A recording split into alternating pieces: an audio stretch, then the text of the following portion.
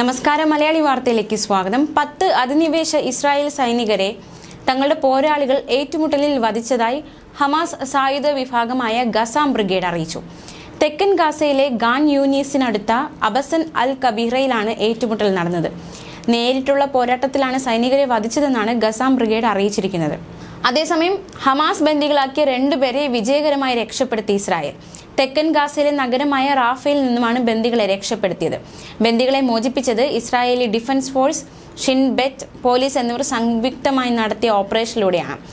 Luis Har, Fernando, Simon Marman എന്നിവരെയാണ് മോചിപ്പിച്ചത്. 130 ദിവസത്തിന് ശേഷമാണ് ഇവരുടെ മോചനം സാധ്യമായത്.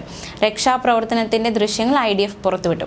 ഇരുവരെയും രക്ഷിക്കാൻ ശ്രമിക്കുമ്പോൾ വലിയ രീതിയിലുള്ള ഏറ്റുമുട്ടൽ ഉണ്ടാകുന്നത് ദൃശ്യങ്ങളിൽ കാണാവുന്നതാണ്. മാത്രമല്ല, ബന്ദികളെ രക്ഷപ്പെടുത്താൻ ശ്രമിക്കുന്നതിനിടെ 3 ഹമാസ് തീവ്രവാദികളെയും സൈന്യം വധിച്ചു.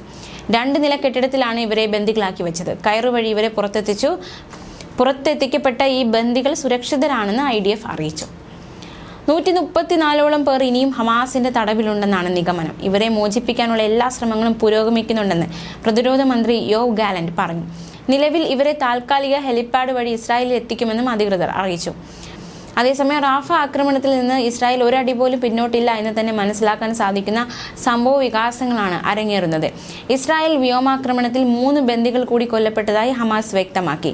കഴിഞ്ഞ ദിവസം നടന്ന ഇസ്രായേൽ വ്യോമാക്രമണത്തിൽ പരിക്കേറ്റവരാണ് മരിച്ച 3 ബന്ദികളെന്ന് ഗസാം ബ്രിഗേഡ്സിന്റെ വക്താവ് അബു ഉബൈദ വ്യക്തമാക്കി. ഇതേ വ്യോമാക്രമണത്തിലാണ് 2 ബന്ദികൾ നേരത്തെ കൊല്ലപ്പെട്ടത്. ഇതോടെ ഇസ്രായേൽ 2 ദിവസത്തിനിടെ കൊലപ്പെടുത്തിയത് 5 ബന്ദികളെയാണ്. റാഫയിൽ നടത്തിയ ആക്രമണത്തിൽ 2 ബന്ദികളെ മോചിപ്പിച്ചതായി ഇസ്രായേൽ പറഞ്ഞു.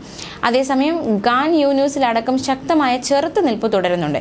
10 അധിനിവേശ ഇസ്രായേൽ സൈനികരെ പോരാളികൾ ഏറ്റുമുട്ടലിൽ വധിച്ചുവെന്ന് ഹമാസ് സായുധ വിഭാഗമായ ഗസാം ബ്രിഗേഡ് അറിയിച്ചു. ന്യൂസ് ഡെസ്ക്, മലയാളി വാർത്ത.